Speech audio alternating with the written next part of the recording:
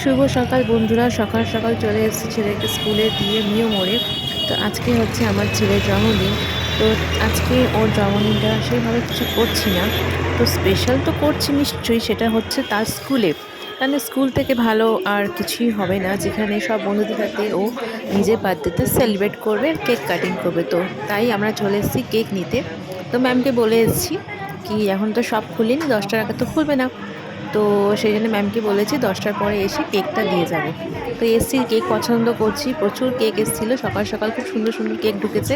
তো আমার পছন্দ হয়েছে ওই পিঙ্ক কালারের কেকটা।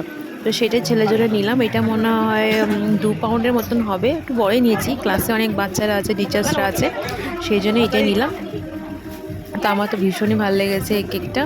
তো এই কেকটা স্কুলে দিয়ে দেবো, তারপরে চলে যাব কালীবাড়ি। আমাদের মধ্যম গ্রামে আছে একটা কালীবাড়ি জাগ্রত, তো সেখানে গিয়ে ছেলের নামে পুজো দেবো। আজকে সেরকম কিছু বাড়িতে করছি না, আপাতত কয়েক বছর করছি না, দেখি 5 বছর হলে যদি স্পেশালভাবে একটু বড়োভাবে করা যায়।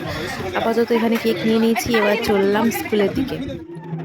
তো স্কুল থেকে চলে এসেছি মাকে পুজো দিতে। দেখো কি সুন্দর শান্তি পেয়েছি না আজকে, কি বলবো, খুব ভালোভাবে মাকে পুজো দিয়েছি। তো এখানে ঠাকুরমশাই এক এক করে মালা পরিয়ে দিচ্ছে মাকে, ভীষণ সুন্দর লাগছিল। তো দেখো তোমাদের সাথে স্কুলে কিভাবে সেলিব্রেট করলো আমার ছেলের জন্মদিনটা, সেটা তোমাদের সাথে শেয়ার করছি, দেখে নাও। আমার তো খুবই ভালো লেগেছে, তার বন্ধুরা খুব খুব এনজয় করেছে, সেটাই আমার জন্য খুবই খুশির ব্যাপার। তো তাদের জন্য আমি পেন্সিল, চকলেট আর বেলুন সব রেডি করে পাঠিয়েছিলাম। ও তো ম্যাম সব ডিস্ট্রিবিউট করে দেবে স্কুলে।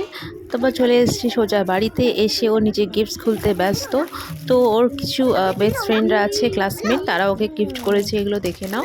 তো চলো টাটা, আজকে এই মিনি ব্লগটা এখানে শেষ করলাম।